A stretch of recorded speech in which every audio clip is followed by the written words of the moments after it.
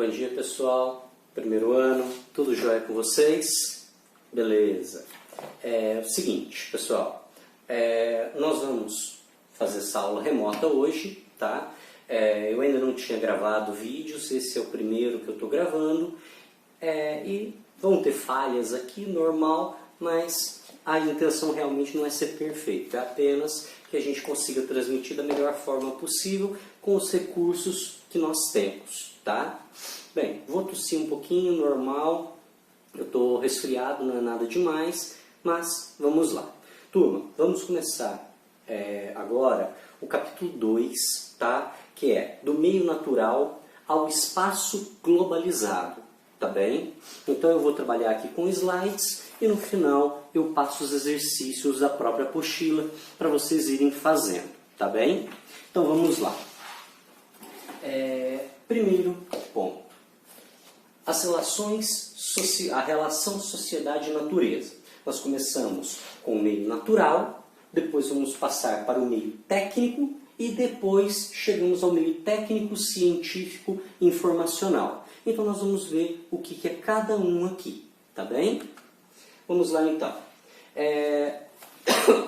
Lembrando que esse meio técnico, científico e informacional é uma ideia, né? Foi criada essa fase por um brasileiro, um geógrafo chamado Milton Santos, tá bem? Então olha só, para não esquecer. Segundo Milton Santos, a história das chamadas relações entre a sociedade e a natureza é em todos os lugares habitados da substituição de um meio natural dado a uma determinada sociedade por um meio cada vez mais artificializado, tá?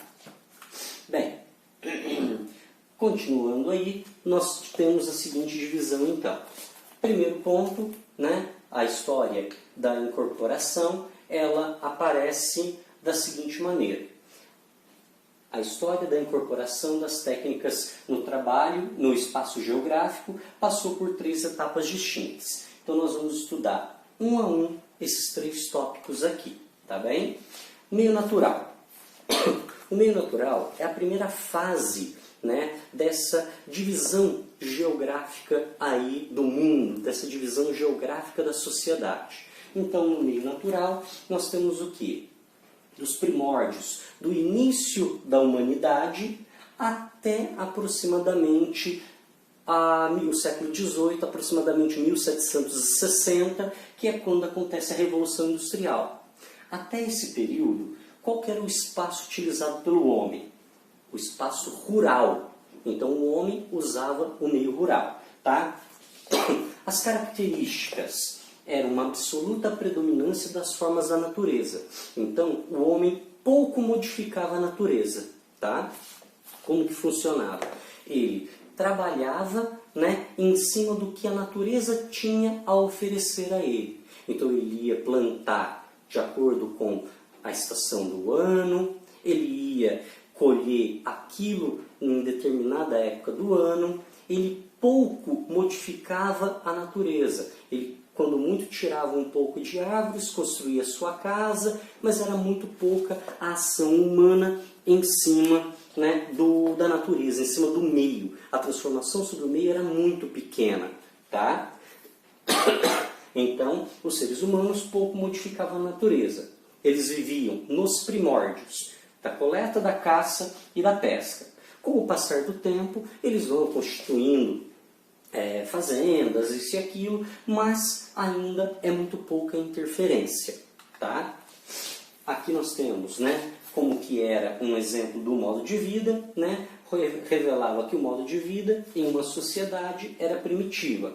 As mulheres e as crianças providenciavam o alimento, o plantio ou manipulavam os produtos naturais. E os homens viviam da caça e das tarefas mais pesadas. Essa era a função, tá, da sociedade. O mundo passava devagar nesse período. As coisas eram aos poucos, tá?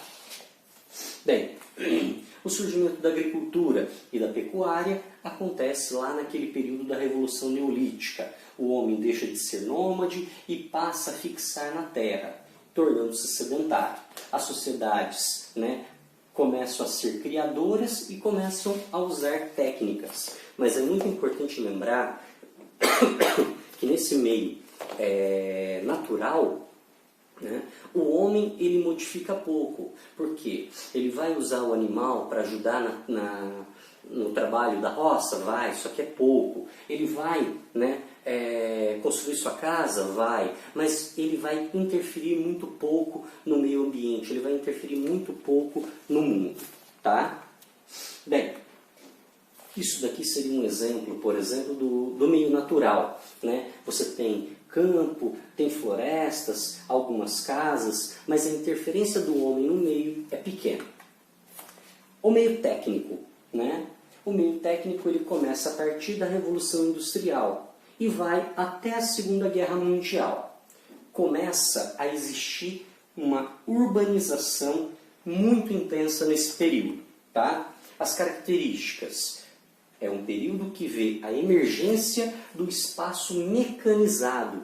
Surgem estradas de ferro, de rodagem, linhas telefônicas, barragens, né? O fenômeno começa a princípio em poucos países. A Revolução Industrial começa na Inglaterra, depois vai para a França com Napoleão, depois vai passar para a Bélgica, mas é um processo lento, tá?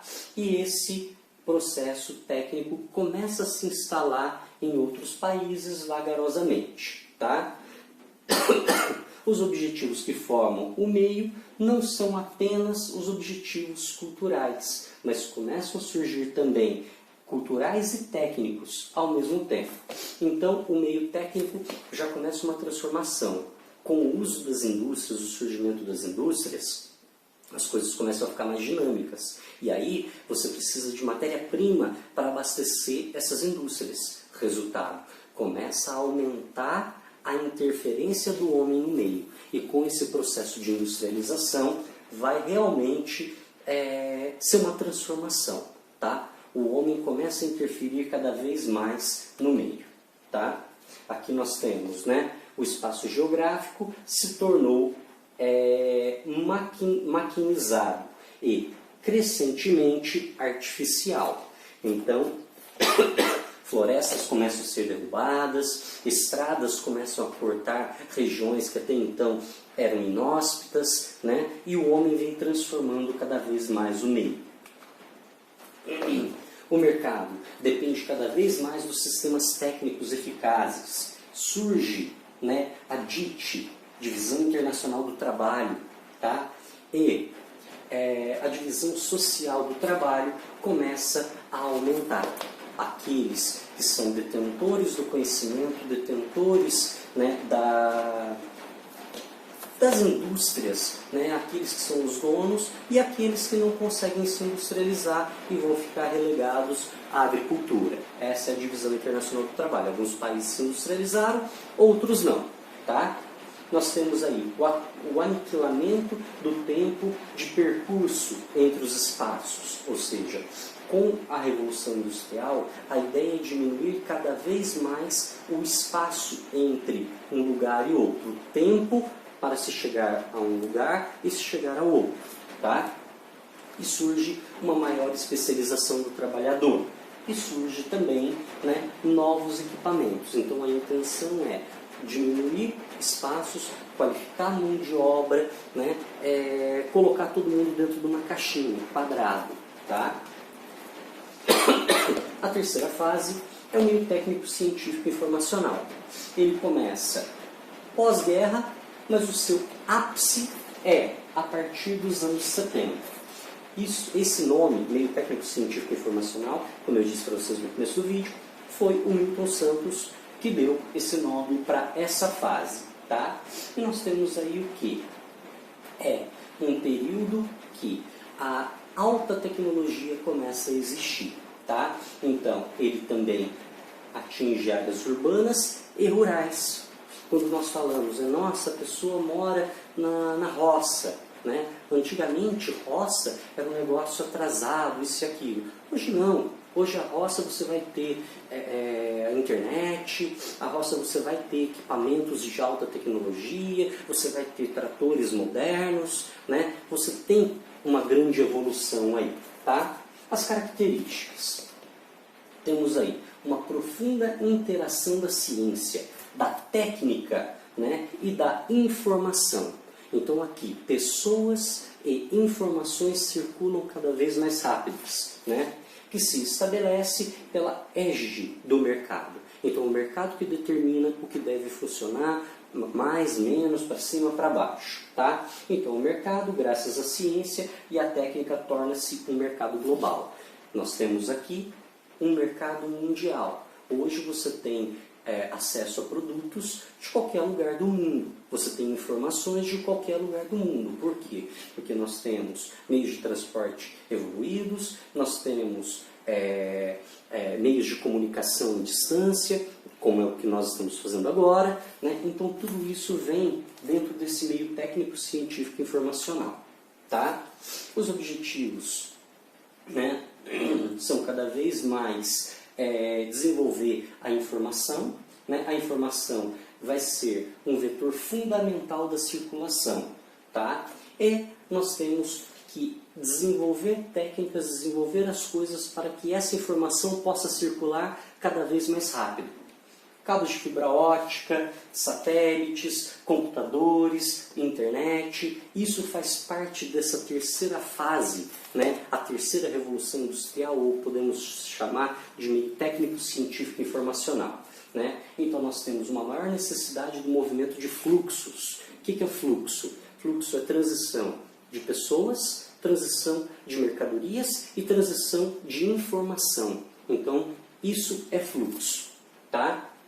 Modernas infraestruturas de transporte, né? Modernização agropecuária, a agricultura ela também se desenvolve dentro desse processo. É onde nós temos o agrobusiness, né? Ou seja, esse desenvolvimento aí, tá?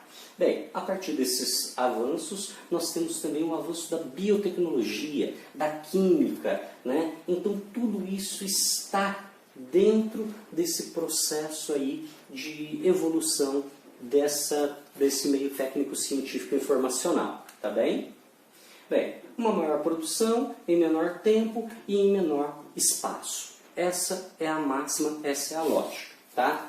Nessa terceira revolução industrial, aumenta e se fortalece muito bancos, empresas informatizadas, indústrias automatizadas, robotizadas, edifícios, né? Então nós temos aí uma evolução. O mundo moderno é esse meio técnico, científico e informacional, né? A cientificização, a tecnicização da paisagem, tudo isso vem mudando, tá? E, claro, o meio onde nós vivemos também vai mudando, tá? Aqui nós temos uma charge, né, que fica interessante para entender. Olha só. Trabalhador flexível, qualificado, adequado às novas tecnologias de mercado, pronto para exercer várias funções. Isso é just in time, tá? Isso eu vou explicar numa outra aula mais para frente. Então, ou seja, se você não se adequar ao mundo, se você não se adequar a essa tecnologia, você está fora do mercado. Aqui nós temos o caso de uma cidade na Alemanha chamada Essen, né, em 3 fases. O meio natural, o meio técnico e hoje o meio técnico, científico e informacional. Né? Toda essa mudança que vem acontecendo. Tá bem? Bem, finalizando aí, né? Aqui tem uma charge bem ruinzinha, mas dá para ter uma ideia. E falando o seguinte, você tem que admitir a vista aqui é bem melhor que daquela do outro lado. Né? A vista que eles têm é a vista para um prédio. Tá joia? Bem, pessoal, foi uma aula bem rapidinha aí, próximo aos seus 15 minutos. Eu gostaria que vocês agora fizessem para mim os exercícios desse capítulo, mas não precisa ser todo, não. Façam para mim da página 154, os exercícios da 154 e da 155, tá bem? e aí eu venho terminando na próxima aula falando sobre as relações, a globalização, eu venho trabalhando outras coisas aí, certo? Espero que tenham gostado, tudo de bom, até mais!